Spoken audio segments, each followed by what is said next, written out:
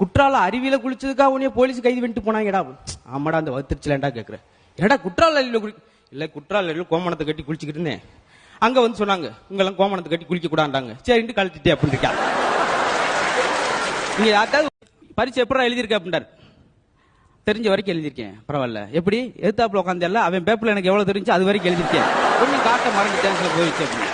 சரி எப்படி எழுதுனேன்? பேனாவில தான் எழுதினேன். எத்தனை மார்க்கா வரும்? டீச்சர் போடுற மார்க் தான் வரும். என்ன கன்ஃபியூஷன்? கொஞ்சம் வயசாயிட்டே போகுது, நரைச்ச முடி அங்கங்க வருது.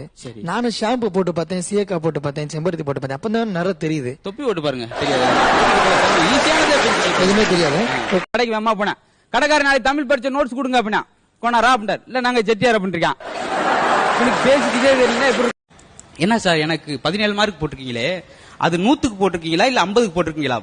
100க்கும் போல 50க்கும் போல. உன் மேல உள்ள பரிதாபத்துக்கு போட்டிருக்கீங்க. பொழைச்சிட்டு போடா, பொழைச்சிட்டு போ. சின்ன போய் பக்கத்துல வந்தேன். காலை சுரண்டி, அங்கிள் நீங்க எங்க அப்பா மாதிரியே பேசுறீங்க. எனக்கு ஒரே சந்தோஷம். உங்க அப்பா நல்ல ஜோக்கா பேசுவாரா அப்படின்னு. உங்களை மாதிரி தான் உளறிக்கிட்டே இருப்பாரு அப்படின்னு அவ வீட்டுக்கு போயிட்டேன். கூப்பிட்டேன். வீட்டுல பழைய செருப்பு எடுத்தா கூட அடிச்சுட்டு போடா, இப்படியாடா கேவலப்படுத்துவோம்.